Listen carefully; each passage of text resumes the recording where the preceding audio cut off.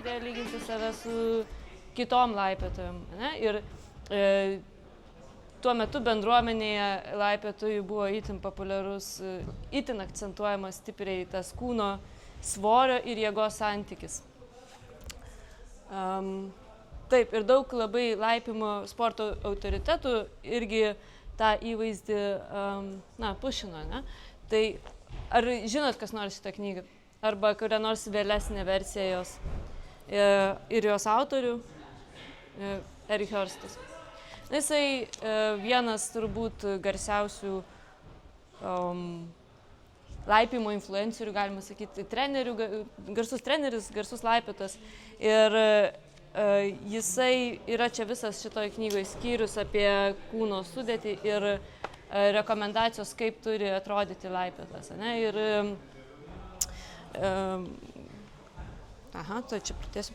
Ir jo rekomendacijos buvo pradėti vyrui nuo 12% kūno riebalų, moteriai nuo 15%, bet galutinis tikslas turėtų būti vyrui 6-8% kūno riebalų, moteriai 10-12%. Ar galite įsivaizduoti, kaip tai atrodo? Aš parodysiu. Va. Tai vyrui palaikyti tokį kūno riebalų kiekį kūne yra labai sunku, reikia labai didelio atsidavimo, mitybos ir treniruočių klausimų. Tuo tarpu moteriai, jeigu pasižiūrėsit, šita riba yra persidengia su gyvybiškai svarbių riebalų riba. Tiek riebalų jai privaloma turėti tam, kad išgyventų. Ne? Ir kūno rengybos sportininkės ir sportininkai tokio kūno riebalų procento siekia lipdami į sceną. Bet jie alina save prieš tai keletą savaičių, užlipa į sceną ir ką daro nulipę nuo scenos? Eina valgyti. Tai tokį procentažą riebalų jie palaiko labai trumpą laiką ir jų jau lipimas į sceną, ta kulminacija jau praktiškai nebereikalauja iš jų jokių pastangų. Ne? Jie užlipa ant scenos, papozuoja, nulipa, viskas. Jie jau atidirbo savo darbą. Tuo tarpu laipiotojas per varžybas turi įdėti daugiausiai pastangų, tai yra jo kulminacija. Varžybos labai daug energijos reikalauja. Ne? Ir dabar kažkas rekomenduoja, kad žmogus, sportininkas, turėtų būtent tiek riebalų pageidautina visą laiką. Galbūt bent jau kai siekia geriausių rezultatų. Ne? Tai kiek tai yra realu, patys suprantate. Ne? Tai ypatingai moteriai tai yra labai ne tik nerealistiška, bet ir žalinga. Gali sutrikti daugelis organizmo funkcijų ir pradedant mėnesiniu ciklu. Ne? Tai visai neretas atvejis, kai tiesiog mėnesinės išnyksta moterims sportininkėm. Ir man bent jau paliko tokį neigiamą didelį įspūdį, kai atsimenat, kalbėjo, kad jinai stengiasi nustumti savo ciklą, apskritai brendimą stengiasi nustumti, nes jinai laiko mėnesinės silpnumo ženklų. Jeigu jinai susirgs jau, subręs, tai vadinasi, jinai buvo nepakankamai disciplinuota. Vadinasi, jos kūnas jau per daug sveria. Ar atsimenat, kokį svorį jinai bandė palaikyti? 85 pounds šitie svarai. Tai čia yra 38,5 kg. Taip, saugusi moteriai. Tai ir jinai labai siejo tą svorį su sėkme varžybose. Sakė, jeigu aš negaliu palaikyti šito svorio, tai aš greičiausiai nebelipsiu ant nugalėtojų pakylos. Ne? O ar atsimenat, ką jinai sakė apie savo kūną, kaip jinai matė savo kūną?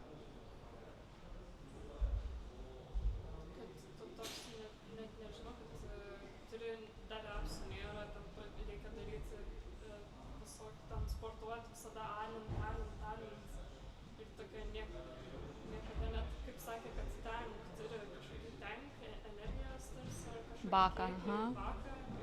Kad reikia švaryti kūnuolę. Jinai sakė, kad aš nesijaučiau atletiška, aš nesijaučiau kaip laipiotoja. Šitie stereotipai dar vis gajus, turbūt nemažai žmonių leidžia savo pakomentuoti kito žmogaus kūno sudėjimą, pasakyti, o tu bėgioji, bet tugi netrodai kaip bėgikas, pavyzdžiui, tu netrodai kaip laipėtus, tu netrodai kaip treneris. Treneriam čia jau iš vis atskira sritis spaudimo. Tai jai nepatiko jos pilvas, nes buvo nepakankamai plokščias, jai nepatiko jos krūtinė, nes buvo per didelė jos manimų, jai nepatiko jos rankos, nes jos buvo per mažos, jai nepatiko visas jos kūnas, ne? Praktiškai jinai matė tikriausiai iškreiptą savo kūno vaizdą. Ir tai yra simptomai kūno dismorfinio sutrikimo, kai žmogus perdėtai susikoncentruoja kažkokį tai įsivaizduojamą kūno trūkumą ir tai užgožė visas jo mintis. Ne? Tai pradeda trukdyti jau kasdieniam gyvenime, nes viskas, apie ką gali galvoti, yra tas trūkumas, kaip jį paslėpti arba kaip ištaisyti. Toks visiškai obsesyvus elgesys pasidaro. Ir tai, aišku, gali vesti į kitus sutrikimus. Na ir kaip Jūs manote, ar ta jos kūno kontrolė, ta kūno svorio kontrolė tikrai buvo tik apie kūną? Ar tai buvo tik tai noras kontroliuoti kūno svorį, ar kažkas daugiau? Toks kaip savo vertę bandė per visą šitą per sportą, to alinimą, kankinimą, savo vertę bandė. Taip. Joje buvo daug nepasitikėjimo ir nepasitenkinimo savimi. Ir savo nesėkmės jinai traktavo kaip nepakankamas pastangas tikriausiai. Jeigu kažkas nesiseka, reikia, vadinasi, dar mažiau valgyti, dar daugiau sportuoti. Tada, aišku, negauni pakankamai maistinių medžiagų, tai neturi energijos sportuoti, tada tavo kūnas patiria traumas ir negali išsigydyti. Tada prastėja sportiniai rezultatai. O ką tu galvoji, kad reikia dar labiau stengtis, dar mažiau valgyti ir dar daugiau sportuoti. Ir tą ciklą uždarą tą ratą įsiveli taip, kad nebegali iš jo išlysti. Ir kiek gali tas kūnas taip patempti, ne? Galiausiai jis tiesiog subyra vienu metu ir viskas, ir tu nebegali atsikelti iš lovos. Ne? Ir vienam žmogui pačiam kartais gali būti labai sunku išlysti šito, nes tu tiesiog nematai. Tu galvoji, kad tu viską darai gerai, tik tai reikia labiau pasistengti. Čia tavo kaltė, tu neturi valios pakankamai. Ne? Tu neturi valios, nes tu pavalgiai iki soties, tarkim, vieną kartą. Taip, ir tik tada, kai jinai pradėjo lauktis, jinai lyg ir turėjo kažkokį tai pasiteisinimą, ne? Jau kad čia nebe jos kaltė, jinai turi valgyti, nes yra kitas žmogus, už kurį atsakinga. Ir tik tai, bet vėl pagimdžius, jinai vėl tos senos mintis grįžo. Ir čia yra liūdna tiesa apie valgymo sutrikimus, kad jie kaip ir su priklausomybėm, jie yra visada kažkur tai fone tavo minčių. Tu atrodo, galiu pasveikęs, jau gal gali normaliai gyventi, bet visą laiką tos mintis yra ir kai tavo kokia nors silpnumo akimirka užeina, jos vėl grįžta. Taip, ir jai užtruko labai ilgai, kol jinai paleido kontrolę. Jinai turbūt kitose gyvenimo srityse rado laimę ir rado santykius, šeimyninę laimę, turbūt palaikymą ir tai turbūt jai padėjo atsistoti ant kojų ir priimti save tokią, kokia jinai yra. Ir tada, žinoma, pradėjo normaliai maitintis, atgavo tas jėgas ir padarė projektą savo, kurio negalėjo padaryti, kai buvo jauna ir mažai sveria. Ne? Dar vienas dalykas, kuris man įstrigo, tai kad ji valgydavo prie visų tam, kad žmonės galvotų, kad jinai yra normali. Ne? Tai čia vienas irgi iš tokių valgymo sutrikimų red flagų, kur žmogus tokį parodomai valgymą demonstruoja, tarkim, kad nieks neįtartų, kad jinai turi problemų arba jisai. Gerai, tai tada judam toliau. Kaip jau sakiau, tai turbūt labai neįsiplėsim apie valgymo sutrikimus, bet turbūt ką svarbu pabrėžti, tai kad valgymo sutrikimai yra kompleksinė psichikos liga. Tai yra liga, vadinasi, ją reikia gydyti. Ne? Ir negydoma šita būklė gali turėti labai liūdnų pasiekmių, tiek psichologinių, tiek fiziologinių. Jis gali pakenkti visom praktiškai fiziologiniam sistemom žmogaus organizme, o sunkus atvejai gali net privesti prie mirties. Ir tų valgymo sutrikimų yra įvairių tipų ir kaip bebūtų keista, jų vis daugėja, atsiranda vis naujų rūšių. Kaip manot, kodėl šiais laikais atsiranda vis naujų rūšių sutrikimų? Dėl to, kad niekur neišnyko, turbūt tas ir body shaminimas, visos socialinės medijos turbūt labai didelį įtaką daro, dar visokie vaistai nuo. Taip, greičiausiai socialinės medijos ir būtent tas informacijos prieinamumas, visi filtrai Instagramų, visa realybės, visas pagražinimas ir kelia tą spaudimą. Ne? Visi demonstruoja nuotraukas, kurios yra pagražintos ir geriausios versijos jų. Ne? Tai grįžtant prie valgymo sutrikimų rūšių, tai išskiriami, pavyzdžiui, priepuolinis persivalgymo sutrikimas, kai žmogus staigiai, labai greitai suvalgo labai didelį kiekį maisto. Po to jaučia kaltę, gėdą, darosi bloga, net skrandis gali plyšti. Ne? Yra nervinė bulimija, kai žmogus suvalgo didelį kiekį maisto ir tada bando kompensuoti tai arba sukeldamas vėmimą, arba vartodamas laisvinamuosius vaistus, arba, tarkim, bandydamas išsportuoti tą energiją, kurią suvalgė. Toks vienas naujesnių valgymo sutrikimų, ateinančių į madą galbūt, yra ortoreksija. Ar teko girdėti?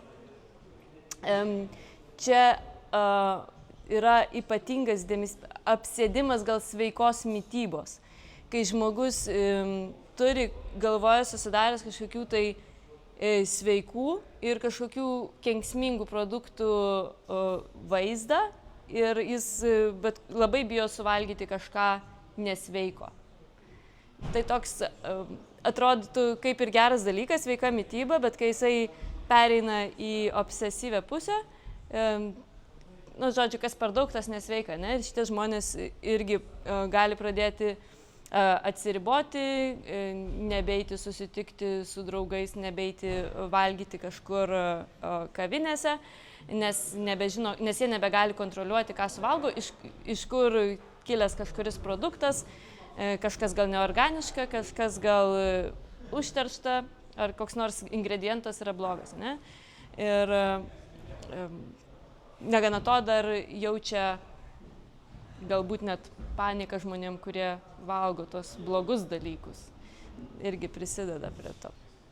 Na ir nervinė anoreksija yra, kai žmogus apskritai nevalgo arba valgo labai mažai, jis stengiasi pasiekti kuo mažesnio kūno svorio.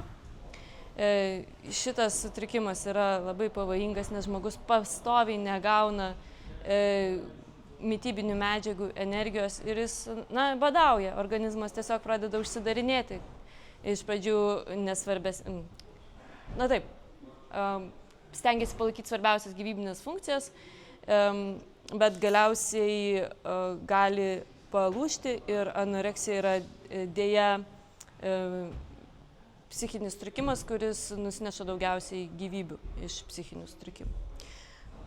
Ir kaip valgymo sutrikimo atšaka dar yra išskiriama atletinė anoreksija. Tai būtent tai, ką patyrė Beth ir ką patiria iš tikrųjų nemažai abiejų lyčių laipiotojų ir tik tai niekas iki tol nekalbėjo apie tai. Ne?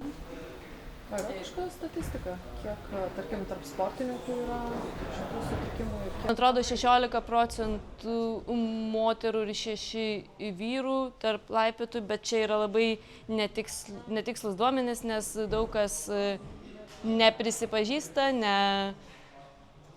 tiesiog labai sunku surinkti šitos duomenys. Tai čia tokie oficialūs, bet visi sako, kad nežino.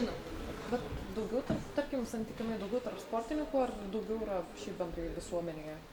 Šito nežinau, tiesą pasakius.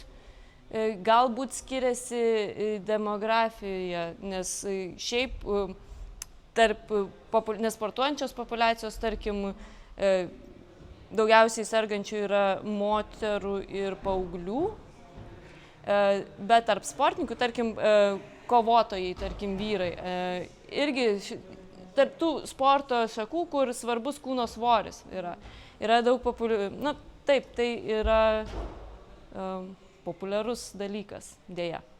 Gimnastų, laipiotojų, šokėjų, sportininkų. Bet anksčiau tiesiog niekas nekalbėdavo. Reikia palaikyti mažą kūno svorį ir palaikai mažą kūno svorį. Dabar pasižiūrėtume, kokie yra mitybos įpročiai, tai jie yra baisus. Aišku, ir kūno rengybos. Irgi santykis su maistu labai pažeidžia. Kai kurie, aišku, atsparesni yra tam, kai kurie lengviau pasiduoda. Nenuklysiu dabar į lankas. Tai va, atletinė anoreksija ir ji gali privesti prie būklės, kuri vadinasi santykinis energijos trūkumo sporte sindromas, REDS angliškai būtų, Relative Energy Deficiency in Sport. Ir Tarptautinė federacija laipiojimo sporto ypatingą dėmesį pradėjo skirti jai pernai ir pasiryžo užkirsti kelią šitai būklei. Ir dabar, gal Aušrinė nepataisys, jeigu ką mane, bet prieš varžybas sportininkai norintys dalyvauti taurėse, Europos ar pasaulio, didesnės varžybos. Tarptautinės varžybos, kur prasideda, tai ten turi pildyti anketas. Tai nepasakosiu labai daug, bet tiesiog... Duomenų pateikti savo svorius, BMI visus ir jie tada testai yra praleidžia arba nepraleidžia, dar turi buvo testų darytis, tai tada tikrina dar net varžybų dieną, tada gali pasakyti, kad tu, pavyzdžiui, esi kažkur ar šiaip tokioje ribos zonoje, tai gali ateiti prieš patiklą. Bet tai pasvertams? Ten yra daug labai klausimų iš tikrųjų. Daug tų klausimų yra gana intimus ir aišku, to klausimyno tinkamumas dar yra svarstomas, bet kol kas nesugalvojo geresnių priemonių, tai bent jau nuo to pradėjo. Bet čia toks reikia iš tikrųjų, kad tiesiog jau atsakai savanoriškai klausimus, nes tu iš esmės preziumuot, koks turėtų būti teisingas atsakymas, kad praeitum testą. Tai čia kaip vairuotojo apklausa, žinai. Taip, gali... Ar teika kokius svoris ir BMI, tai... Ir jeigu tikrina dar kažką, Man atrodo, ir testosterono lygiai tikrina, nes esant šitai būkliai ar tiesiog energijos nepakankamumui, testosterono lygiai labai krenta. Iš esmės šita būklė atsiranda, kai gaunamos su maistu energijos kiekis yra nebepakankamas patenkinti sporto ir kasdienio gyvenimo poreikius.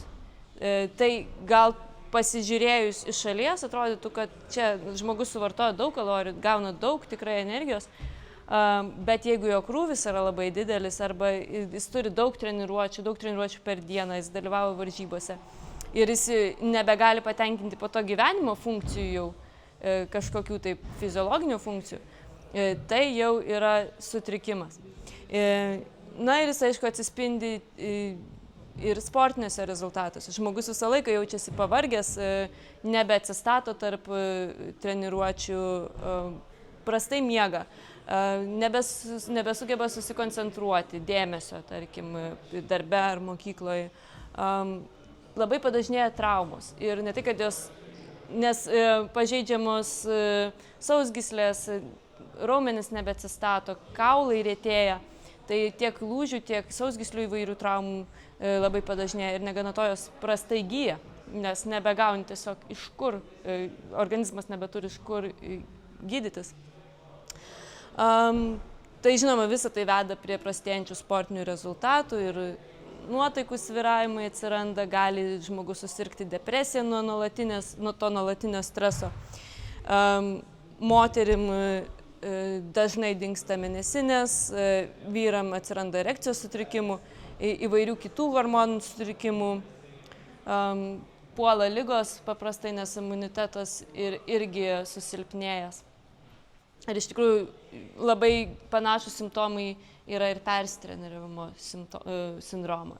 Tai šitos visos bėdos būna susijusios dažnai. Ar yra dar klausimų iš REC? Dar įdėjau vieną citatą amerikiečių sportininkės, jinai dabar irgi daug pasisako socialiniuose tinkluose, nes vienu metu buvo taip nusilpusi nuo būtent REC, kad varžybų metu jinai atsistojo ant kibio, jinai tiesiog apkrovė kibį statiškai ir nuo to jai lūžo koja, pėda skilo. Ir taip pat, kadangi buvo beveik visiškai atsisakiusi riebalų, kažkurių varžybų metu visų jos pirštų galiukai suskilinėjo ir pradėjo kraujuoti, nes oda buvo tiek išplanėjusi. Ir jinai čia sako frazę, kad the pain and hunger I endured felt like badges of honor. Jinai didžiavosi, kad jinai gali pakelti tą skausmą ir tą alkį ir ką jinai gali padaryti dėl savo sporto. Jinai tokia atsidavus, kad jinai gali šitaip kankintis, ne? Jinai turėjo pasitraukti iš sporto dėl sveikatos problemų, nes nebegalėjo sportuoti daugiau. Ir pirmas kelias į pagalbą yra atpažinimas. Tai žinant tam tikrus simptomus galima tiek savo pabandyti pripažinti, kad turi kažkokių problemų, tiek galbūt pastebėti pas artimą žmogų, ne? Tai vienas iš tokių pirmųjų yra, kaip matėm pas BEF, valgymo įpročių slėpimas arba tas vadinamas parodinis valgymas, kai tu padarai kažkokį šou vos, ne? Tu pavalgai normaliai, tarkim, su šeima, bet po to eini ir kompensuoji kažkaip. Tai arba bėgi 5 ratus apie kvartalą, arba sukeli savo ėmimą, ar dar kažkaip. Gali būti staigus svorio pokytis į kurią nors pusę, bet tai nėra būtinas dalykas. Žmogus gali sirgti anoreksiją, tarkim, bet atrodyti normalaus kūno svorio. Kažkoks perdėtas susidomėjimas, staiga atsiradęs sveika mityba, pakitę valgymo įpročiai, perdėtas išrankumas maisto produktams. Šitas populiarus maisto skirstymas į gerą ir blogą, švarų ir nešvarų. Labai dažnai galite matyti kažkur socialinėse medijose ar apskritai internete daug tokių trigerinių žodžių. Geras maistas, blogas maistas, cheat day, ne? Aš pačytinau, aš čia nusidėjau, aš dabar čia turiu eiti atidirbti, pasileidau plaukus, kaip tik tai nenori, ne? Taip, tas kompensacinis elgesys, jau kaip kalbėjom, treniruočių intensyvumas padidėjęs, išvaizdos pokyčiai, tarkim, slenkantis plaukai labai stipriai, papilkėjusi plona oda, lūžinėjantis nagai, libido pokyčiai, pakitę tualeto įpročiai. Galbūt žmogus pavalgęs iš karto eina į tualetą, gal jis ten užsidaro ir labai ilgai būna, ne? Taip kaip ir nepatogu, iš karto neisi ir neklausi, kas čia tau yra. Bet jeigu tas elgesys pastoviai pasikartoja, dar būna, kad žmonės muziką, pavyzdžiui, pasileidžia garsiai prieš eidami, ne? Kad negirdėtų, jeigu sukelia savo vėmimą. Socialinio gyvenimo pokyčiai. Žmogus gal nebeina niekur iš namų, gal visą laiką atsisako išeiti vakare kažkur tai pavalgyti. Ne? Tai pirmas kelias yra atpažinti, pirmas pagalbos žingsnis yra atpažinti. Sekantis žingsniai. Tai kadangi mes jau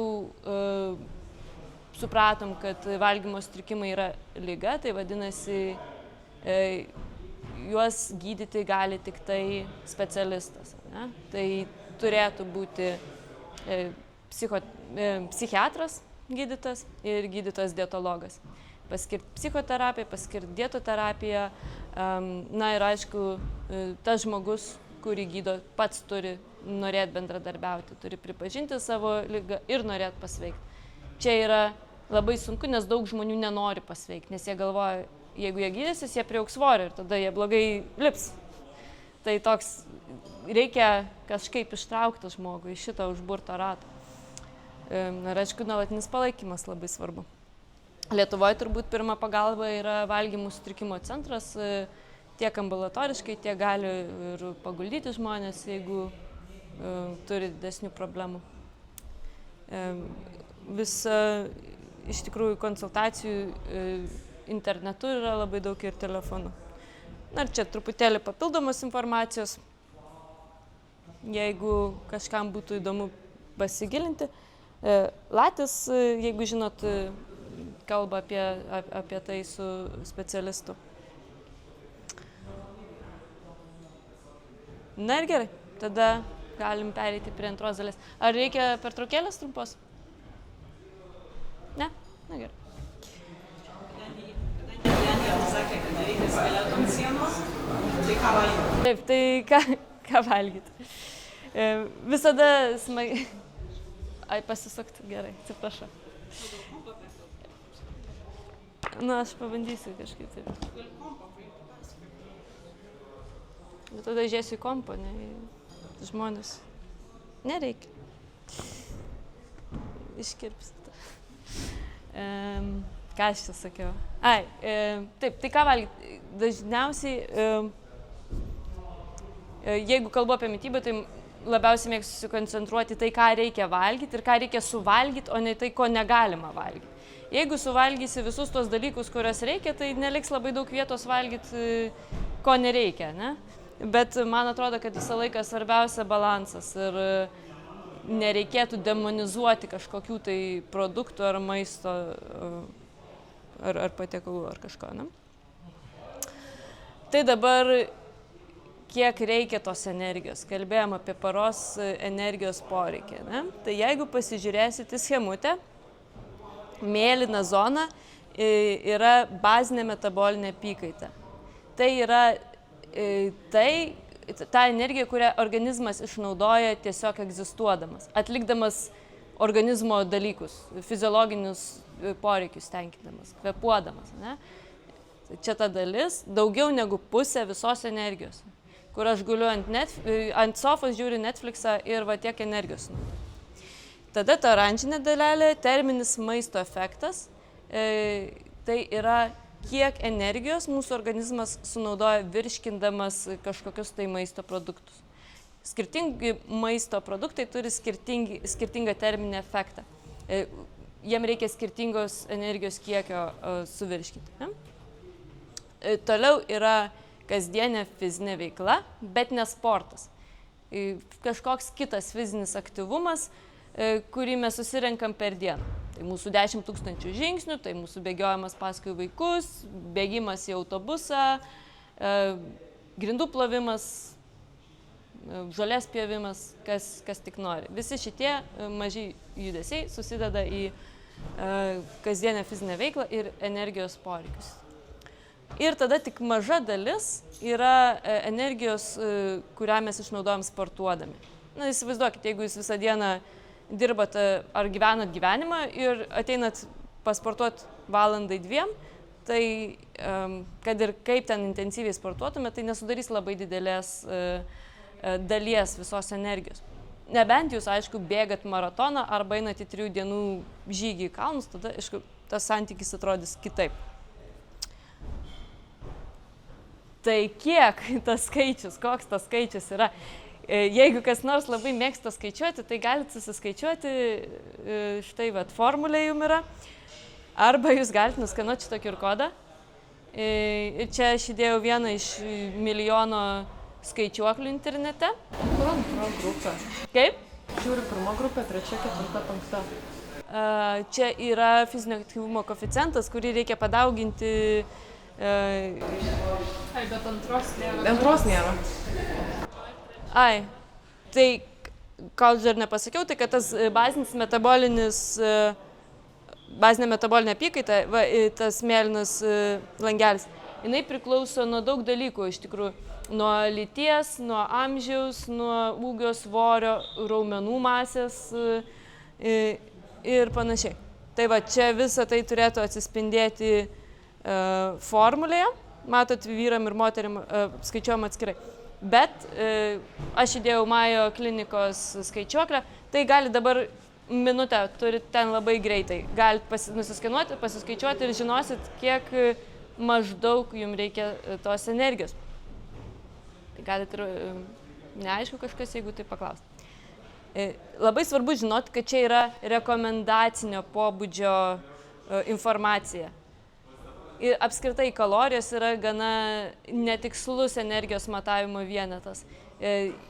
Todėl mums ir vadovautis reikėtų tik kaip rekomendacija, ne kaip kažko įrašyto akmenyje. Ne? Labai nuo daug ko priklausys. Vieno to paties maisto terminio efekto kažkiek. Tai mes vienas kalorijas gausim lengviau, kitas sunkiau. Tarkim, tas, kuris sako, vadinamas intuityvus valgymas, kur valgai kitos, kol pajauti slaptumą. Aš tai galima ir taip pat kliautis to. Taip, iš tikrųjų taip ir būtų idealu kliauti šito, mažas vaikas tai taip ir valgo visą laiką, jisai atstums lėkštę, jeigu nebenori. Kita vertus, mažas vaikas gali valgyti vien tik šokoladą visą dieną, tai čia irgi nesiskaito. Bet taip, žmogus, kuris dar nėra susigadinęs santykio su maistu ir su savo kūnu, taip, jisai gali pasikliauti savo intuiciją. Gaunasi nepriklausomai, tarkim, kad bet yra aktyvi diena, tarkim, ar ne, bet jisai jau jaus, kiek jam reikia. Taip, nes iš tikrųjų, grįžkim vėl. Žmonės kartais per poilsio dienas galvoja, kad jiem nereikia valgyti, ne? Kaip jūs sakėte, aš nelipu, aš važiavau dviračiu šiandien 8 valandas, bet rytoj aš gal nieko neveiksiu, tai gal man ir valgyti nereikia.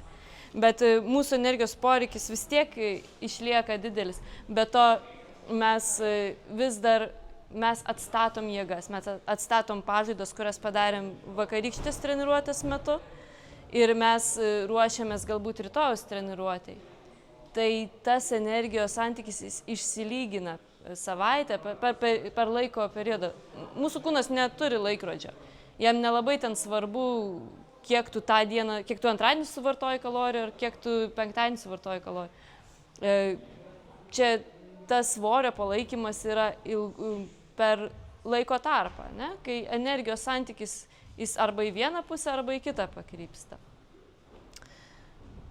Tai jeigu tu jautiesi alkanas šiandien, tai tu pavalgy kažką.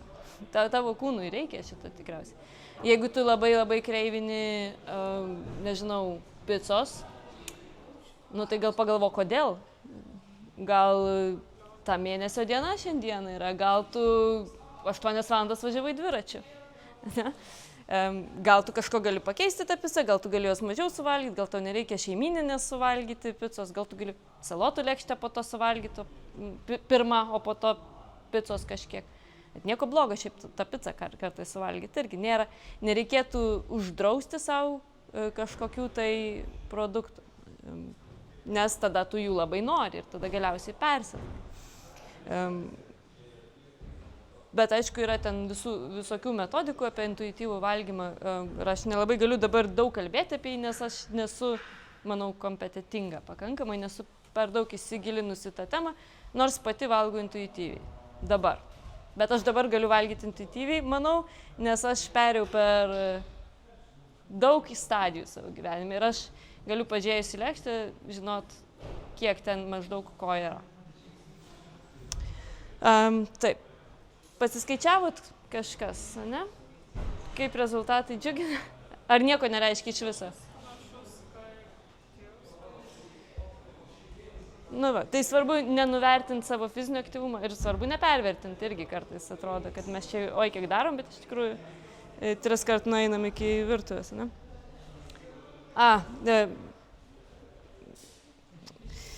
Aš manau, kad galbūt taip giliai mes gal nelįskime šį kartą į molekulinę biologiją. Čia gal tik verta pasakyti, kad visa organizmui prieinama energija atsiranda skylant ATP molekulės cheminiams ryšiams. Ne? Ir tai ATP molekulė yra kaip valiuta, į kurią turi būti konvertuojamos visos maistinės medžiagos, kad būtų galima jas panaudoti kaip energijos šaltinį. Tai prašokim gal kol kas šitas formulės, jeigu bus labai įdomu, galėsim pasigilinti vėliau. Galbūt dabar užtektų susipažinti su 3 pagrindiniam energijos sistemom, kurios aprūpina organizmą energiją.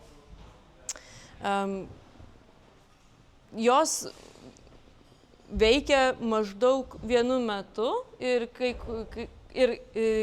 tam tikrais etapais persidengia, tačiau esant skirtingo intensyvumo krūviui dominuoja kažkuri viena energijos sistema. Tai pirmoji, pati greičiausia yra anaerobinė alaktatinė sistema arba adenozintrifosfato kretinfosfato ATPKP sistema. Galit neatsiminti, nemanau, kad labai prireiks gyvenime, bet tik žinokit, kad tokia yra. Jinai įsijungia, kai mums reikia labai daug energijos labai staigiai. Kai mes susiduriam su kažkokiu dideliu fiziniu krūviu ir mums reikia energijos pliūpsnio čia ir dabar. Tai čia pavaizduotas sprintas, kas galėtų būti laipime. Speed climbingas, aha. Treniruotėj, kas galėtų būti? Sprogstamos jėgos. Taip, sprogstamo, koks nors dinaminis judesys, moonboardo sesija, ne, kažkokia tai lipimas vienas seka. Labai sunkus judesiai, trumpą laiką. Šito mechanizmo metu energijos užtenka maždaug 10 sekundžių, čia yra jos trūkumas. Jinai duoda tokį pliūpsnį, bet jo užtenka 10 sekundžių. Tai vat labai greitam all-in sprintui, pavyzdžiui, arba labai arti maksimumo kažkokiam tai dinaminiam judesiui, kur reikalauja maksimalių pastangų. Ne? Ir šitos sistemos pagrindinis substratas, pagrindinis šaltinis yra kreatinfosfatas arba kreatinas, kurio organizme yra šiek tiek. Po tų 10 sekundžių, jisai išsinaudoja ir tada sistemai reikia atsistatyti maždaug 3-4 minučių. Todėl per treniruotės visada sakau, po maksimalių bandymų mums reikia pailsėti 3-4 minutės. Būtent dėl to, kad atsistatytų šita sistema. Ne? Antra sistema yra anaerobinė laktatinė. Tai reiškia, kad jos veikimui nereikia deguonies, bet jos metu susidaro laktatas arba pieno rūgštis, dar kitaip žinoma, kuri po to pradeda trukdyti raumenų darbą. Tai kai jūs gaunat pampą, kai pirštai atsileidžia, nes pradeda degti dilbiai, tai vadinasi, kad laktato arba pieno rūgšties prisikaupė tiek, kad jau organizmas nebespėja jos pašalinti. Ir viskas, raumuo pasiduoda. Šita energijos sistema veikia labiausiai prie didelio, bet ne maksimalaus krūvio ir jinai maždaug trunka 2-3 minutės. Tada jau reikia palaukti, kol išsivaikščios pieno rūgštis ir atsistatys ir sistema atsistatys. Ne? Pagrindinis jo šaltinis arba substratas yra glikogenas arba kitaip tariant gliukozė. Gliukozė, galim sakyti. Štai kodėl mums reikia angliavandenių. Ne? Koks būtų fizinis krūvis laipime, kur veiktų šita sistema? 2-3 minutės, sunkus krūvis. Pavyzdžiui, neigiamo, lipimas neigiamo arba, tarkim, lydos sunkis kažkokia tai trasa, ne? Kur jau pradeda degti rankos. Na ir paskutinė sistema yra aerobinė. Vadinasi, jau jai reikia deguonies ir būtent todėl jinai yra pati lėčiausia. Nes tą deguonį reikia gauti, įkvėpti, jis turi perėti per plaučius, per kraują ir atkeliauti iki mitochondrijų ląstelėse, kur jau vyksta tas mechanizmas, ta reakcija. Už tai jinai užtrunka ir jinai aktyviausia tada, kai yra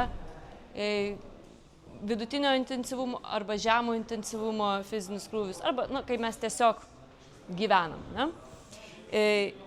Teoriškai jinai begalinė gali būti. Ne? Pirmiausia, jinai išnaudoja angliavandenius, tai yra gliukozė. Kai gliukozės nebelieka, jinai persijungia ir pradeda naudoti kaip pagrindinį šaltinį riebalus. Bet čia blogas dalykas yra tas, kad kai jau jinai pradeda naudoti riebalus, jinai kažkiek naudos ir baltymų. Ir jeigu tų baltymų mes negavom su maistu pakankamai, jinai juos ims iš raumenų. Jeigu kada nors matėte itin ilgų nuotolių bėgikus, tai turbūt pastebėt, kad raumenų jie daug dažniausiai neturi, nebent jie labai stengiasi dėl to. No offense bėgikam, aišku. Todėl labai svarbu yra tinkama mytyba prieš krūvį ir krūvio metu. Ne? Ar yra klausimų iš šitos keblios temos? Ar ką nors supratot? Maždaug. Gerai. Nes jeigu labai norim, tai galim eiti detaliau, bet gal kitą kartą. Na ir tada galim judėti prie makroelementų. Kokie yra 3 pagrindiniai makroelementai? Baltymai čia parašyta. Giliavandeniai riebalai. Taip. Tai yra medžiagos, iš kurių praktiškai susideda mūsų kalorijos, energijos sąnaudos. Ne? Tai visi žinom, kad reikia sunaudoti daug baltymų, kad reikia visus baltymus naudoti, kiek įmanoma, ne? O kodėl, ar žinom? Kaip manot, kodėl? Čia parašyta, bet kaip jums atrodo, ką reiškia šitie žodžiai? Kodėl sportuojantiems svarbu labai? Mes darom pastoviai pažaidas raumenyse, sudraskom, taip grubiai tariant, raumenį. Ir tam, kad jis atsistatytų ir augtų ir stiprėtų, jam reikia baltymų. Taip. Na, aišku, jie šiaip sudaro labai daug fiziologinių procesų pagrindą. Ne? Tai tiek hormoninė, tiek fermentinė reguliacija, imuninė apsauga, transportinė funkcija, perneša deguonį hemoglobinas. Ne? Baltymų reikia. Dabar kiek? Šiaip rekomendacija normaliam žmogui žemutinė riba yra 0,6 gal gramų ar 0,8 gramų kilogramų į kūno svorio. Bet čia yra pati apatinė riba žmogui, kuris dirba visą laiką sėdimą darbą ir jo hobis yra filmų žiūrėjimas. Ir jis daugiau nieko aktyvaus nedaro. Bet žmogui, kuris sportuoja aktyviai, tų baltymų reikėtų bent jau nuo 1,6 iki 2,2 gramų per kilogramą kūno masės. Ar suprantat, kaip čia skaičiuom? Padaugini savo svorį iš šito. Ir moterim, vyresnio amžiaus žmonėm, moterim ypač prieš menopauzę, rekomenduojama ta viršutinė riba. Nes baltymai gaunami su maistu padeda ne tik auginti raumenį, bet ir palaikyti raumenų masę tiem žmonėm, kuriem jau gresia tos masės nykimas po truputėlį. Ne? Tai su amžiumi raumenų masė pradeda nykti, nebent mes stengiamės, mes darom jėgos pratimus ir mes suvartojam pakankamai baltymų. Ir lygiai taip pat kaip, tarkim, labai didelį fizinį krūvį turintiems žmonėm, tarkim, ilgų nuotolių bėgikam irgi labai reikia daug. Na ir gerai, mes dabar pasiskaičiavom, kad mums reikia, tarkim, ten 130 gramų baltymų per dieną, bet tai nereiškia, kad mes vakarienei galim suvalgyti keptą vištą ir būti ramus, ne? Geriausias įsisavinimas tų baltymų yra, kai mes juos įsisavinam ir gaunam per visą dieną. Tai išdalinami 3-5 valgymus po kažkokias tai tolygės dozes. Ne? Na ir kaip matom diagramų šito paveiksliuke, tai turbūt visiems žinomiausi yra baltymai, tai vištienos krūtinėlė, na ir gyvulinės kilmės šaltiniai. Bet taip pat yra ir augalinės kilmės neblogų baltymų šaltinių, tarkim, ankštiniai, tofu. Tik reikia žinot, kad kai kurie ankštiniai nebūtinai turi visas amino rūgštis, nėra pilnos sudėties baltymai. Juos tada reikia kombinuoti, mokėti, kad gautum visas 20 būtinų amino rūgščių žmogui. Na ir aš gal čia pasiginčyčiau, kad sūris ir riešutų sviestas ir riešutai yra baltymų šaltinis. Iš tikrųjų, jie yra riebalų šaltiniai.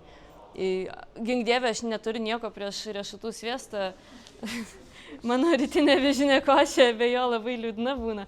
Galima turbūt suvalgyti riešutų. Taip, bet jo, 20 gramų baltymų, 100 gramų riešutų, nu, tai būtų visų pirma 600 kalorijų. Greičiausiai tai koks trečdalis kalorijų normos.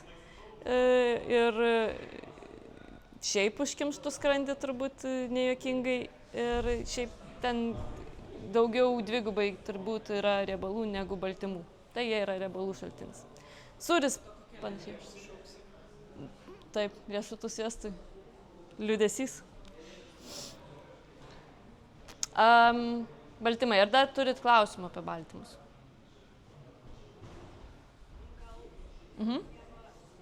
Kada, nes čia irgi visokių nuomonių yra, kada juos geriau vartoti, ryte, vakare. Per visą dieną. Per visą dieną. Lygiom dozėm. Dar truputėlį prieisim apie mitybą aplink treniruotės. Tai šiek tiek bus pavyzdys. Čia baltymų kokteiliai visi. Taip, šiaip baltymų kokteilis, baltymai yra visai geras produktas. Žiūrint, aišku, kokie, nes jeigu ten pridėta saldiklių ir tirštiklių ir ko tik ne, tai tada tai jau, na, jo nauda sveikatai yra po klaustuku, bet jeigu tai yra gryni išrūgų baltymai, jeigu tik tai galite juos toleruoti, tai yra tiesiog, na, kaip ir maisto produktas. Tai ten yra tiesiog pieno baltymai. Deja, ne visi gali juos toleruoti, bet yra įvairių kitų pakaitalų. Yra veganiškų baltymų. Žirnių dar. Žirnių, sojų, kolagenas pavyzdžiui, bet jis neturi pilno aminorūgščių profilio. Ten trūksta triptofano, bet irgi baltymas. Kiaušinių baltymai būna irgi tiesiog kiaušinio baltymas sudžiovintas, padarytas miltelius. O kiaušinio baltymas yra labai prieinamas, labai gerai įsisavinimas ir labai maistingas baltymas. Taip. Miltelis, rimi, bent jau žinau konkrečiai, kad būna ir pakuotės. Taip. O pakuotė? Taip. Yra. Tai ten gali savo baltyminės kiaušinienės daryti. Tik tai tiek, kad ten jau bus ir vandens daug. Tai milteliai, jie koncentruoti, tu gali įsidėti košę ir nepajusti jų net. O čia kaip toks, na, gal tikinis gal įvaizdis, kaip būna sportininkų, kur žalius tos kiaušinius geria. Aš nerekomenduočiau to žalio kiaušinio. Nežinau, kiek gali jų išgerti visų pirma. Bet to salmoneliozė dar yra dalykas. Tai nežinau, čia gal senais laikais, kai nebuvo papildų ir jiem reikėjo tikrai labai daug tų baltymų suvartoti, tai vat, buvo toksai mitas. Nerekomenduočiau. Podcastą klausiau apie svorio sunkumų kilnotojus, kurie Latvijos pasakoja, kaip jisai 40 kiaušinių per dieną suvalgo, litrą pieno, litrą pasukų. Jam virškinimo sistema turėtų būti nelabai dėkinga. Nereikalas. O gyvulinės kilmės baltymuose visos rūgštys? Taip.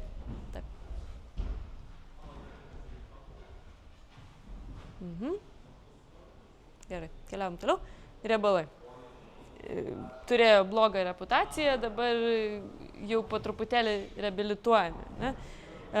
Aišku, kad jie yra labai svarbus organizmui, daugeliui funkcijų. Pradėkim nuo to, atsimenat, kai pasakau apie laipėtoją, kuri nevalgė baltymų ir riebalų ir jos pirštai visi suskilinėjo ir kraujavo. Ne? Tai odos būkliai labai svarbu. Jie svarbu riebaluose tirpių vitaminų įsisavinimui, tai D, E, A, K, hormonų veiklos užtikrinimui, smegenų ir nervų sistemos užtikrinimui. Jie taip pat yra nesibaigiantis praktiškai riebalų šaltinis. Yra labai sunkiai tikėtina, kad jūs išnaudosit visus organizmo riebalus kažkokio tai fizinio krūvio metu. Greičiausiai nepavyks, ne? Net jeigu bėgsit mėnesį. Riebalų šaltiniuose yra kai kuriuose nepakeičiamų omega-3 ir omega-6 riebalų rūgščių.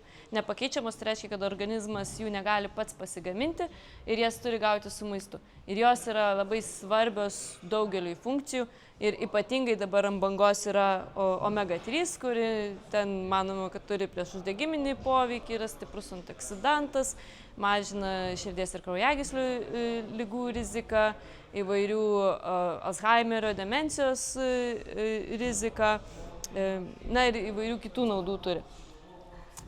Tik tai mes jų gauname per mažai visą laiką su maistu. Truputėlį pakalbėsim vėliau. Na va, ir riebalai gali būti nesotieji, sotieji ir transriebalai. Ir vėlgi socialinės medijos ir sveikos mitybos entuziastai mėgsta šeiminti kažkaip tos riebalus ir sakyti, va čia yra gerieji riebalai ir blogieji riebalai. Ne? Ir gerieji riebalai tai jau yra tik tie nesotieji riebalai, anot visų. Tai yra pagrindę iš augalinių šaltinių ir riebios žuvies gaunami riebalai. Tai įvairūs aliejai, riešutuose jų yra daug, avokaduose jų yra daug. Na ir riebioji žuvy, tokia kaip lašiša, silkė, Karolio mėgstamiausia, skumbrė, ančiuviai, na, jūrinės žuvis dažnai. Tunas galbūt, nes tikra. Taip. Na, o sotieji riebalai tai jau būtų tie blogieji, kurie yra pagrindę gyvulinės kilmės riebalai ir, kaip bebūtų keista, kokoso aliejus. Kokoso ir palmių riebalai, kurie kažkada čia buvo labai sveikatos simbolių didelių, irgi yra sotieji riebalai pagrindę. Tai yra daugiausiai tie riebalai, kurie kambario temperatūroje išlieka tokios tirštesnės konsistencijos, na, pavyzdžiui, sviestas. Ne? Dabar kiek jie yra blogi, čia irgi yra po klaustukų dabar naujesni tyrimai jau ima abejoti, ar jie tikrai yra tokie sveikatai nepalankus, kaip čia buvo kažkada bandoma manyti. Na, bet Pasaulinė sveikatos organizacija vis dar patarė jų suvartojimą riboti. Vis tiek turėtų pagrindinė riebalų dozė ateiti iš augalinės, iš nesočiųjų riebalų, nebūtinai augalinės. Žuvis irgi labai naudinga.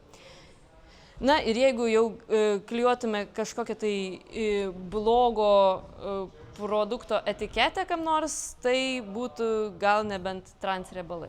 Nes jie šiaip jau gyvenime niekam nėra reikalingi ir jie iš tikrųjų gali būti kenksmingi. Manoma, kad jie yra kancerogenas, vėžį sukeliantis produktas. Ne? Kur jų yra? Kas tai yra? Tai yra dirbtinai hidrinti riebalai. Tai yra jie arba perkaitinti aliejai kažkokie, arba kaitinti tol, kol jie sutirštė, dirbtinai sutirštinti riebalai. Tai yra organizmui visiškai nenatūralus produktas, jis jo net pažįsta, jie sukelia uždegiminės reakcijas organizme. Ir, nu, kurie būna, margarinas, vat, pavyzdžiui, juos deda į pigius kepinius, nes jie išlaiko tą, arba desertus, kur reikia, kad išlaikytų tą struktūrą tokią. Grūzdintam maiste, kur perkaitintas aliejus, kur daug kartų kaitintas aliejus jau būna. Ne? Už tai tas grūzdintas maistas nėra labai sveikatai palankus. Ir frajeriai yra lietuvą. Taip, tai ir frajeriai čia kas kita.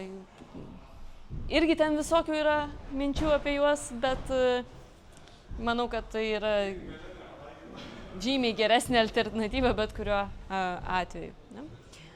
Tai šitų galėtų mityboje iš vis nebūti, aišku, ten visaip nutinka gyvenime, tai jų suvartojimą reikėtų labai apriboti. Taip. Dar ten, na nežinau, aš tokį filmą žiūrėjau ir kad sakė, kad tie sotieji riebalai tarsi aplink organus gali kauptis, tie vidiniai, tai kaip visceraliniai riebalai, tai, nu, tai nėra taip, kad tu suvalgai riebalą ir jis ten nusėda tenais ant kepenų. Ne? Tai ar čia labiau cholesterolis? Cholesterolis irgi yra dabar abejojama, ar cholesterolio, irgi jeigu tu suvalgysi produktą su cholesteroliu, tai jisai tas cholesterolis iš to produkto nenukeliaus tiesiai ir neužkimš tavo kraujagyslės. Gyvuliniai tie sotieji riebalai gali paskatinti cholesterolio gamybą ir gali paskatinti riebalų kaupimąsi taip pat. Per didelis jų suvartojimas taip iš tikrųjų yra žalingas, ypatingai greičiausiai. Ypatingai jeigu jis yra derinamas su kitais žalingais mitybos įpročiais ir gyvenimo būdo įpročiais žalingais. Ne? Žiūrint, su kuo tu valgysi tos sočiosius riebalus, taipogi. Tai nėra taip viskas paprasta, kad juoda ir balta, gerai ir blogai. Nu, va, tik transriebalai yra tikriausiai blogai, kol kas, taip teigiama. Tai kiek tų riebalų reikia, labai paprasta suskaičiuoti, tokia bendra rekomendacija, 1 gramas riebalų 1 kilogramui kūno svorio. Arba ne mažiau negu 20% visos energijos dienos normos. Taip pasakiau atrodo. Taip. Kaip dar yra ten su tom visom teorijom, žinai, kur valgykim tai, ką turim aplinką, čia aš tiesiog dabar aplikuoju, matau, kad videos, visokios, žinai, žuvis, kurių mes neturim ir kurios, nu, va, kaip kokos aliejus, kurio metu buvo taikymas, kad čia sveika, bet su tai, kas yra aplink mus, tas, nu, natūralesnis, tarsi daug kažkaip priimtinesnis maistas.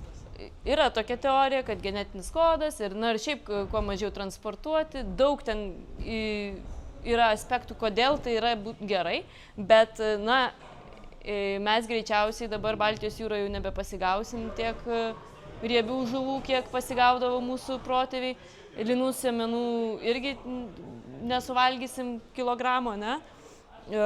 Tai, na, pasaulis keičiasi, nėra taip, kad ir tas transportavimas maisto keičiasi ir produktai tampa prieinamesni ir mūsų genetika irgi keičiasi, nes ar jau tikrai pas mus tas genetinis kodas tik tai grinai lietuviškas, nu greičiausiai nebe, jau ten persipinę viskas. Čia aišku, viskas spekulacijos, nėra kol kas teisingo atsakymo. Yra teorijos, kurios gali skambėti logiškai arba mažiau logiškai. Jeigu galim valgyti vietinius produktus pagrindę, žinoma, kodėlgi ne, bet jeigu dėl to mes turėsim kažkokį tai trūkumą maistinių medžiagų, tai gal reikėtų pabandyti kažkaip kompromisą rasti, ne? Taip, tai va, sočiųjų riebalų pasaulinė sveikatos organizacija vis dar rekomenduoja juos riboti iki 10% paros kalorijų dozės, normos. Tai tarkim, jeigu mano kalorijų norma dienai yra 2000 kalorijų, ne, tai aš galiu 200 kalorijų gauti iš sočiųjų riebalų. Čia visai nemažai yra. Ne? 1 gramas riebalų turi 9 kalorijas, jeigu kažkas norėtų pasiskaičiuoti. Transriebalų rekomenduojama vengti iš vis arba, na, bent jau suvartoti ne daugiau negu 1% visos paros kalorijų normos. Na, o omega-3 rekomenduojama sunaudoti apie 1 gramą ir gal šiek tiek daugiau net, jeigu įmanoma, per dieną. Ar yra klausimų? Aš nežinau, kodėl čia brokoliai. Brokoliuose kažkiek pasirodo irgi yra omega-3, bet ten, žinoma, turbūt nereikšmingas kiekis. Skaidulas, svarbu. Taip, toj bus skaidulas. Riebalai aiškus? Gerai. Nepriklausomai nuo riebalų šaltinio 1 gramas yra 9 kalorijos. Taip. Taip, tai čia ne produkto, kaip mes skaičiuojam riebalus, tai 1 gramas riebalų nėra 1 gramas žuvies, kaip ir 1 gramas baltymų nėra 1 gramas vištienos krūtinėlės. 100 gramų vištienos krūtinėlės yra 20 gramų baltymų. Ne, mes skaičiuojam to gryno makroelemento kiekį. Nu, maždaug, aišku, čia nėra tikslusis mokslas. Ir tada 1 grame baltymų ir angliavandenių yra 4 kalorijos, 1 grame riebalų yra 9 kalorijos, 1 grame alkoholio yra 7 kalorijos, jeigu norėjot žinoti.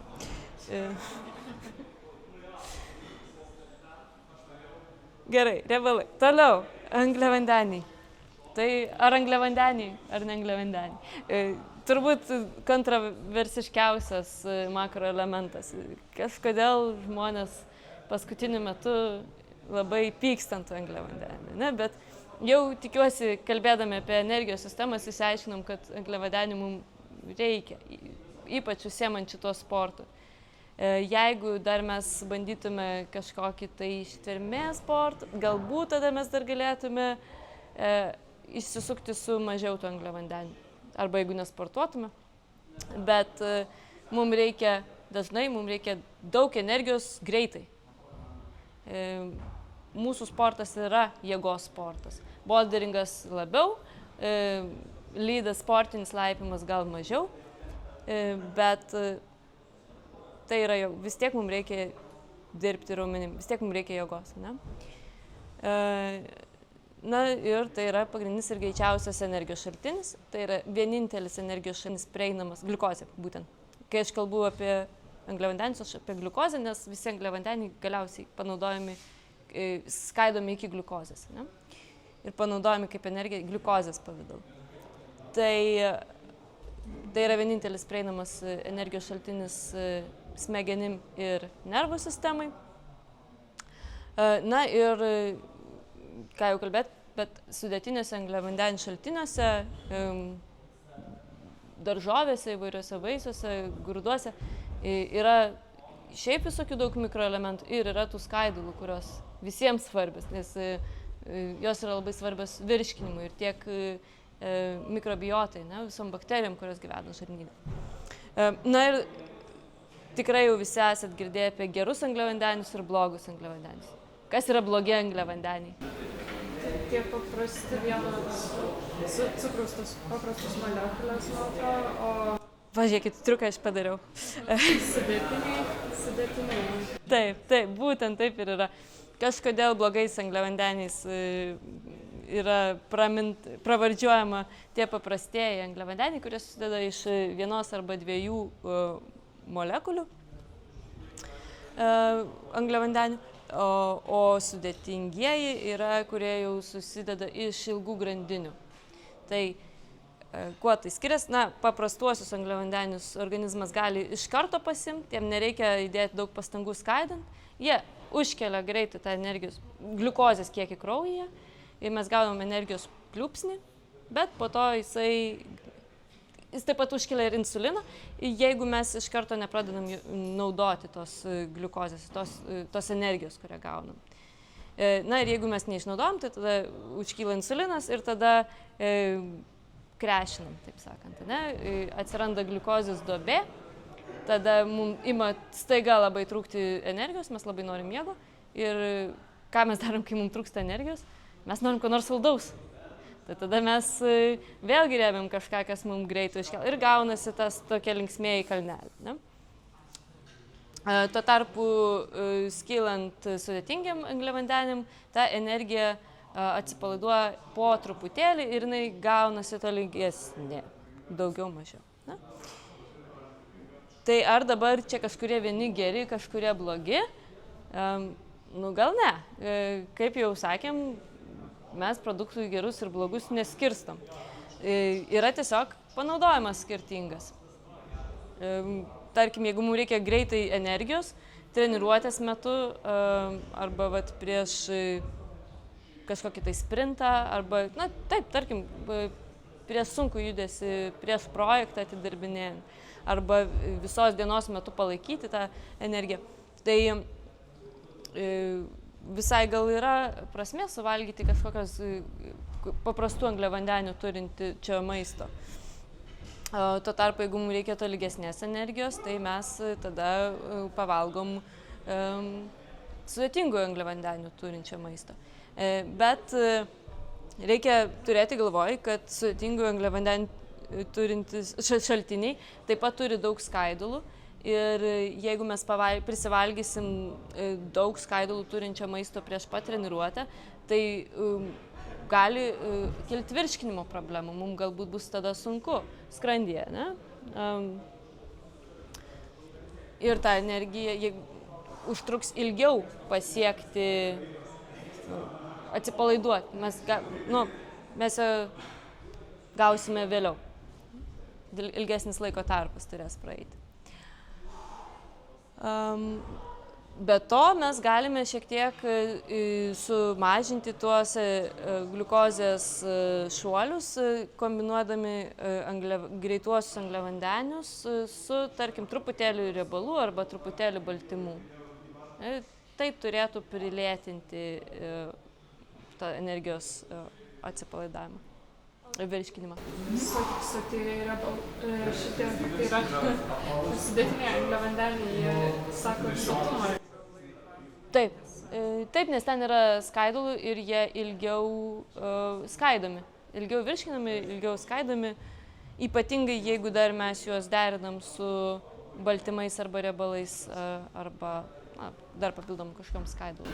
O yra dar tas, kad, nežinau, čia gal ar girdėjau, faktas toks ar ne, kad pirmą reiktų ten valgant pradėti nuo tam, tarkim, jeigu turi lėkštę su angliavandeniais, baltymais, riebalais, kad nuo tų angliavandenių su skaidulom tarsi pradėti, nes ten pasidengia skrandis tam skaidulom ir kad gal Skrandį viskas susimaišo.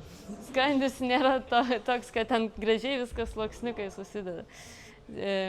Ten tokia skalbimo mašina.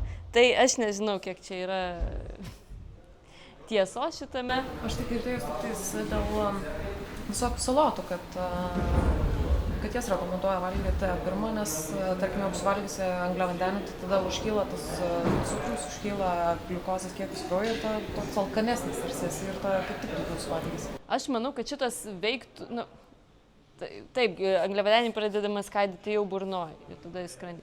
Bet aš manau, kad šitas salotų metodas veikia grinai mechaniškai, nes suvalgai turi, daržovėse daug vandens, tai tiesiog sumažėja vietos skrandį, tai gal tu tada mažiau suvalgysi kitų dalykų. Tai čia gali būti ir geras, ir blogas dalykas, žiūrint, koks tavo tikslas. Jeigu nori mažiau suvalgyti kitų dalykų, tai tada gal ir verta pabandyti. Jeigu tau reikia gauti energijos pakankamai ir dar nemažai reikia suvalgyti maisto, tai, vėlgi, nuo tikslų priklauso, ne? Aha. Tai, tarkim, prieš maratonus, kur daro carb loadingą, jisai taip ir vyksta, privalgant kompleksinių angliavandenių, kad jie būtų lėčiau skaidytus ir tu turėtum nuolatinį kuro šaltinį. Taip, ir dar be to užsipildo glikogeno atsargom raumenis irgi. Tu turbūt privalgęs angliavandenių, angliavandeniai dar pritraukia vandens, tai tu pamatysi didesnį svorį skaičių ant svarstyklių ir ne dėl to, kad priaugai staiga riebalų, o dėl to, kad prisipildė tavo glikogeno atsargos raumenyse ir dar vandens pritraukė, nes viena molekulė angliavandenių, man atrodo, pritraukė gal 4 gramus vandens. Vandens, žodžiu, pritraukė. Taip, tas carb loadingas, jisai ir atsargas kaupia ir tu tą energiją po truputėlį užsikrauni. Ir tada jau varžybų metu nebevalgai sumuštinio su dešra, ne, bet ten geliukai yra grina gliukozė, ne visi juos gali toleruoti, bet kažkokius paprastus angliavandenius, kur nereikia daug pastangų suvirškinti organizmui ir neapkrauna skrandžio. Tai va, tai angliavandenių rekomendacijos, dienos poreikis, jeigu tai yra lengva diena, užtenka nuo 3 iki 5 gramų kilogramui. Normalios treniruotės metu reikėtų suvartoti nuo 5 iki 7. Jeigu tai yra varžybos ar kažkokia tai diena ant uolų, multipitčio žygis ar kažkas, tai jau gali reikėti daugiau negu 8 gramų per kilogramą. Jeigu treniruotė trunka ilgiau negu valandą, pusantros valandos, tai irgi patartina suvartoti nuo 30 iki 100 gramų angliavandenių paprastų tam, kad galėtum dar toliau treniruotis, jeigu tu dar nori toliau treniruotis. Gal nebereikia ten 5 valandų treniruotės, tai čia irgi klausimas, ne? 30 gramų angliavandenių yra bananas maždaug. Labai mėgsta kai kurie, Amerikoje gal populiaru, ne, ir UK populiaru šitie guminukai, Jelly Babies irgi ir guminukai, tai po truputėlį juos valgyti. Na va, o jeigu jau sunki diena laukia, tai gali prireikti ir 90 gramų per valandą. Taip tik atkreipkite dėmesį, kad čia 30 ir 90 gramų yra ne kilogramui, bet per valandą. Tiesiog suvalgai vieną dalyką, ne? Nes 30 gramų per kilogramą čia būtų labai daug. Taip. Kaip nueina į tą glikogeną? Ar galim žinot? Ne, jaus turbūt nepajausim, galim. Tai kaip gliukozės atsargos, kai gliukozės kraujyje padaugėja, tada išskiriamas insulinas. Jeigu mes tos gliukozės nesunaudojam,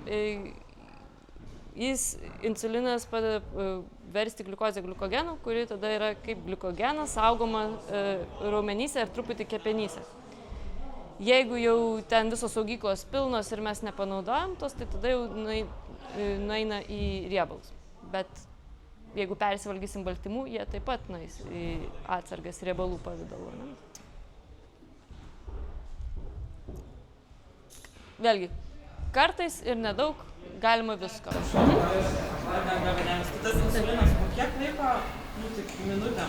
Oi, nežinau kiek minutėm, bet jisai greitai, kaip pradedam virškinti, taip turbūt pradeda išsiskirti. Taip. Negaliu pasakyti. 5 ar tai pusvalandis vis tiek? Greičiau negu pusvalandis tai bus.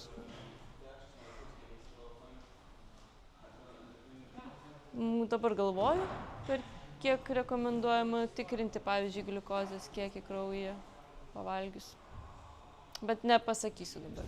Kažkada testą dariau gliukozės, tolerancijos, ten minučių reikalas, man atrodo, po 5 minučių ar 7 reikėjo jau ateiti į kabinetą.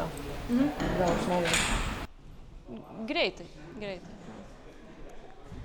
Na va, tai kaip dabar galima būtų išsidėlioti aplink tą fizinį krūvį, tai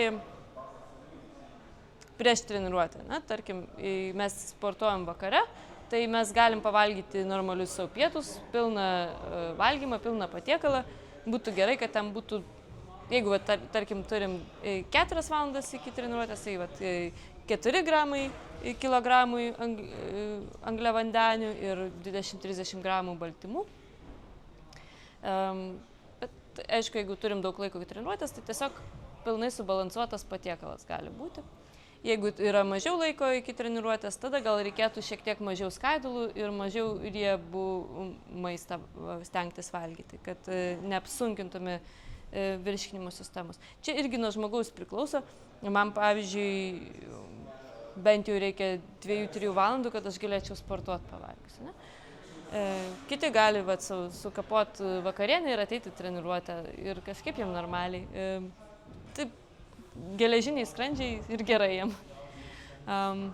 Na ir tada, jeigu pietus valgiai, tarkim, seniai, tai prieš treniruotę tą pre-workoutą galima suvalgyti kažkokį tai nedidelį užkandį, kur galėtų būti 0,5 gramo kilogramui angliavandenių ir truputėlį gal baltymų, truputėlį kažkokių riebalų, tam, kad tolygiau ta energija išsiskirtų. Bet tada jau reikėtų skaidulų vengti, vėlgi, kad neapsunkintų virškinimo ir neturėtume pilvo problemų dar. Čia, kaip prie workoutą, dar jeigu mes norėtume baltymus naudoti, papildus baltymų arba kolageną, tarkim, tai kai kurie šaltiniai rekomenduoja prieš treniruotę tai daryti. Per treniruotę, vėlgi kaip kalbėjom, jeigu jinai trunka ilgiau, tai 30-60 gramų angliavandenių paprastųjų galima įsimesti. Na ir nepamiršti gerti skysčius, ypač jeigu tai yra didelis krūvis, mes daug prakaituoti linkę arba yra karšta. pagal mitybos rekomendacijas yra vieni skaičiai, bet pagal medicinės rekomendacijas dabar jau yra rekomenduojama gerti pagal troškulį. Na, nepamiršti gerti, bet gerti tada, kai jautiesi ištroškęs, arba jeigu gausiai prakaituoji, tai tada šiek tiek daugiau gerti ir suvartoti kažkiek elektrolitų, saldžių galvat, gėrimų su cukrum ir elektrolitais, arba su truputėliu druskos irgi. Kažkur skaičiau tokį naminį elektrolitinių gėrimų receptą, kur paimi 50% vandens, 50% apelsinų sulčių ir įdedi šiek tiek druskos. Na ir jis toksai homemade gėrimėlis. Duoda ir energijos, ir elektrolitų suteikia. Nes mes kaip daug prakaituojam, tai mes išprakaituojam daug mikroelementus. Na ir po treniruotės visi turbūt girdėjo apie tą carb window angliavandenių langą, kuris dabar jau nebežinia, kada atsidaro, kada užsidaro. Jis dabar jau greičiausiai yra didesnis, negu kad buvo galvota anksčiau. Anksčiau galvota, kad per 2 valandas ten turi būtinai gauti ten tų angliavandenių kažkiek tai ir baltymų, bet dabar jau rekomenduojama, kad per 4 valandas galima. Ir šiaip, jeigu tu labai vėlai treniruosi, tai gal tiesiog pusryčius pavalgysi stiprius. Bet, nežinau, man be vakarienės miegot eiti. Ar čia yra kažkokių klausimų? Na, jeigu, tarkim, atrodo, kad gal net per mažai prakaituoji, ir vat, ar tas skysčių suvartojimas turi kažkokį gal... Vat, kad geri labai daug skysčių, bet atrodo, kad toks ar uždelstas prakaitavimas prasideda. Kai kurie žmonės tiesiog mažiau prakaituoja. Ir moteris dažnai mažiau prakaituoja. Viskas, jeigu neturi kažkokių kitų sveikatos problemų, tai čia nėra. Savo hidrataciją, kada stebėti, geriausia yra pagal šlapimo spalvą iš tikrųjų.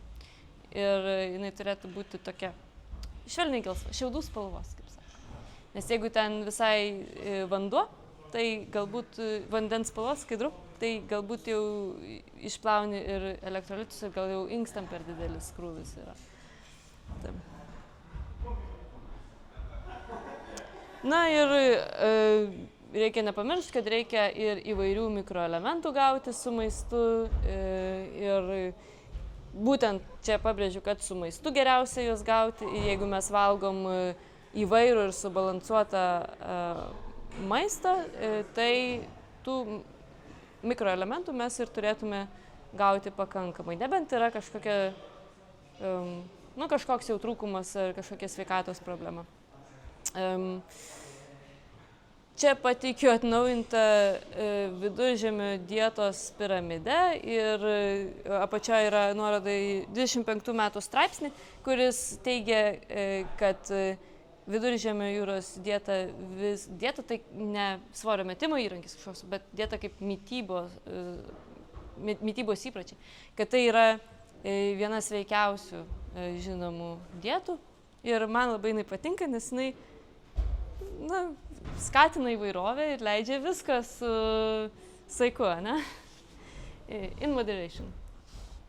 Tai ir čia yra įtraukta jau ir socialiniai ryšiai, ir fizinis aktyvumas. Na va, ir taip, būtent ir pabrėžia tą įvairovę. Ar reikia įsiplėsti apie mikroelementus, ką nors? Žodžiu, jų reikia. Na ir papildai. Tai čia noriu pabrėžti būtent, kad papildai yra skirti papildyti ir kai jau esi visas kitas sritis tobulai susidėliojęs, tai papildai gali būti ta vyšnaitė ant torto, kuri padarys kažkokį tai papildomą skirtumą, ne, pajusite. Bet jeigu jau jūs susidėliojate mitybą savo tvarkingai, poilsio režimą, treniruočių programą, streso valdymo, turit kažkokias strategijas, tada papildai turbūt yra logiškas žingsnis, galima galvoti apie juos. Ne? Čia surašiau laipiojimą turbūt labiausiai rekomenduojamus papildus. Kreatinas, jeigu atsiminsit pirmąją energijos sistemą, tai kreatinas yra tas pirmasis pagrindinis substratas. Tai power judesiam, kur mes kalbėjome, ne? Tai naudojant kreatiną galima tas atsargas padidinti šiek tiek.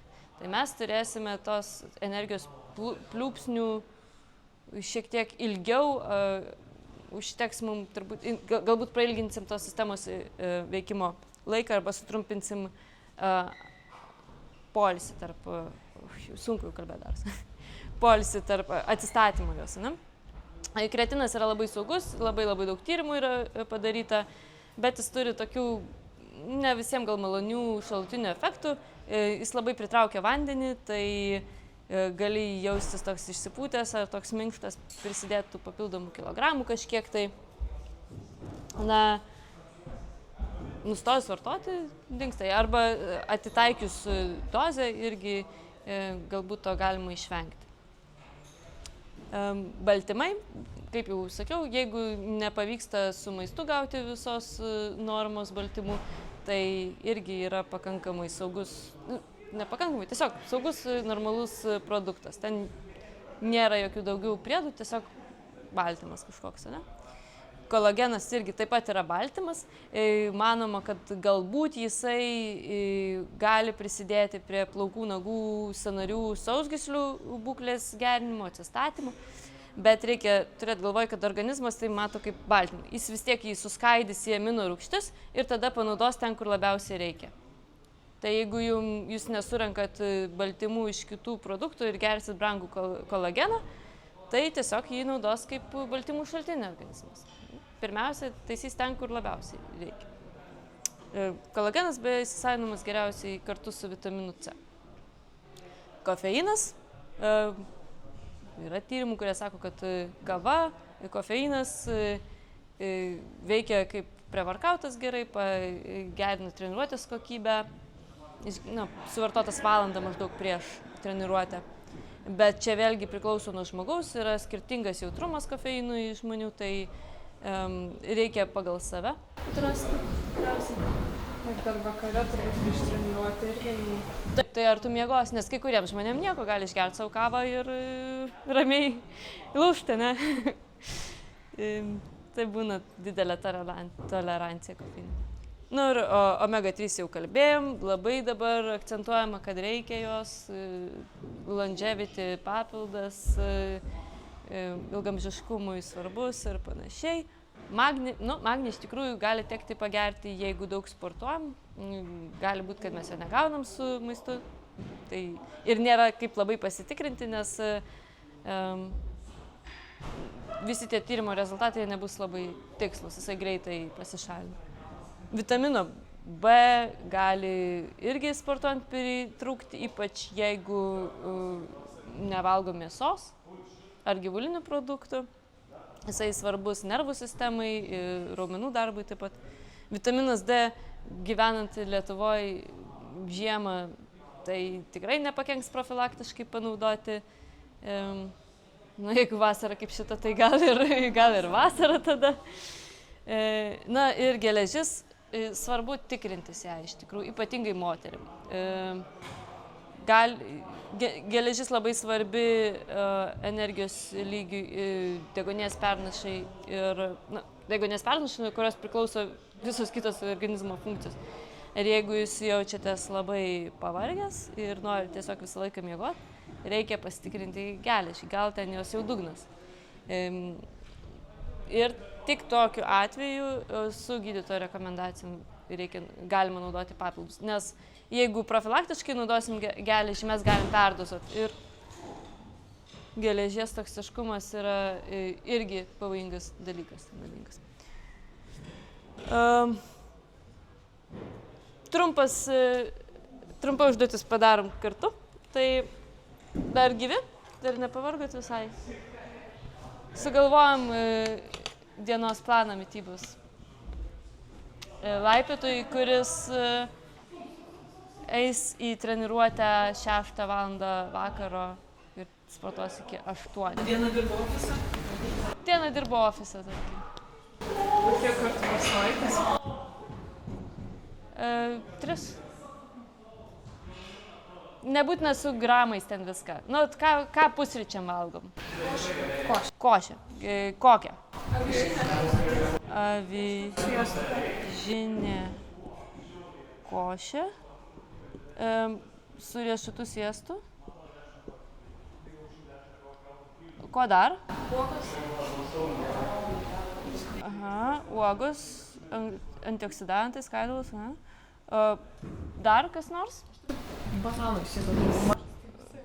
Bananas. Dar? Ko trūksta prie šitų pusryčių avižinės košės? Baltymų. Baltymų trūksta, taip. Mums 20 gramų baltymų reikia kažkaip gauti. Gali būti jogurtas. Kiaušiniai įsidedam. Gali būti kiaušinis, jogurtas, aš tofu kartais įsidedu. Taip, taigi jis beskonė. Sutrupini, taip. Baltymų miltelių gali būti, ne? Tai nusprendėm kokį. Košė su kiaušiniai, kas baltymai?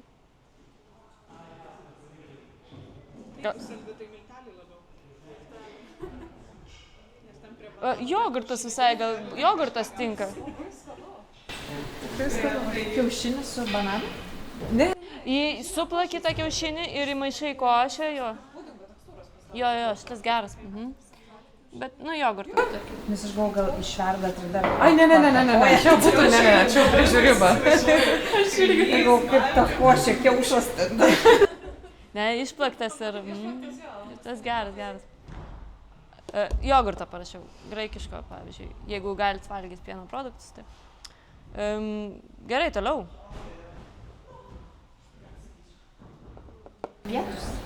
Pietus, gerai. Obuolys. Obuolys... Žmonės ofisesniam suturi. Taip. Bent vieną iki pietų. O jeigu dar croissant? Gerai, obuolys, bet su obuoliu mes galim truputėlį pagerinti situaciją. Čia būtų... Dar riešutų sviestas apsidėsi. Va, riešutų sviestas arba tiesiog riešutų truputėlį, ne? Ir labai gerai. Reikia tik nepersistengti su pakeliu studentų maisto šito, ne? Gerai, tada pietus. Tik tai? Vištienos krūtinėlė. Su brokoliais ir ryžiais rudais. Tai ką valgom? Kas pasidaro per 15 minučių. Tai baulsas koks nors. Gali būti. Man labai priklauso vasarą, tai tam kokio buratą pasiėmė ir visokių salotų ir ten kinva dar išsverdi šalia ir visi maišai salotos, o žiemą tai nors kažko šilto. Bliūdas. Arba iš viso pasiėmė bliūdą šaltibarščius. Nieko nebereikia. Kaip ir taip. Kaip ir kodėl ne. Rašau baulsas su kokiu nors... Kokius grūdus naudojam? Bolivinė balanda. Su kimba? Oho. Kinva rašau lietuviškai. Arba kuriam grikius jau čia turėjom. Grikiai labai mėgstu. Gerai, kimą dabar pačiau. Kokie baltymai? Jau kimbo yra šiek tiek. Yra, taip. Čia lašiša. Ir kokios nors salotos, ne? Tai kada čia 1 valanda, ne? Gerai, ateina 4 valanda. Tai prieš treniruotę kažką ten reikia suvalgyti. Bet labai jau stipriai negali. Nes 4 valandas prieš reikia skaidulos valgyti, ar ne? Turbūt, kad, žiūrint kaip toleruoja. Tai gal ryte galim? Tai čia toks pre-workoutas, 5 valanda, tarkim, baigiam darbą ofise. Ir dabar liko valanda iki treniruotės ir reikia kažką, noris valgyti. Ką taip? Jogurtuką kokį. Jogurtuką? Kad sunkiai būna. Tai ypač jeigu su proteinais, tai tokia labai man. Užkemša, ne? Galima šeiką, galima bananą su proteinu ir su kokiu nors pienu augaliniu, pavyzdžiui. Jeigu normalų gali toleruoti, tai gerai. Bananų ir baltymų kokteilis.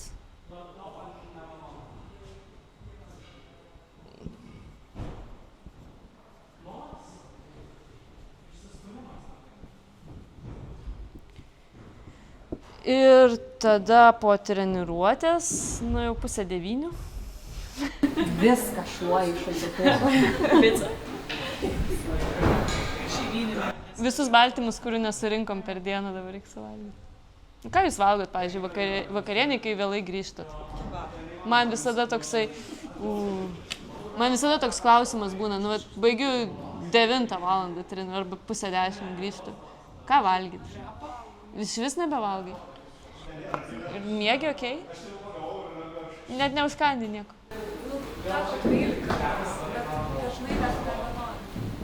Man taip nebūna, kad nebenoriu. Aš negaliu užmigti, jeigu man alkana. Man kažkoks prasideda. Kaip pavyzdžiui, kiaušinienė kokia nors, arba kiaušiniai su kažkokia daržovėm. Dar geriau. Kiaušinienė.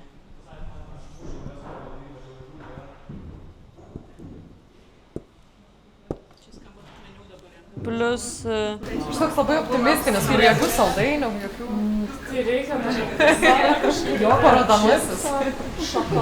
Nu, mes čia parodomai.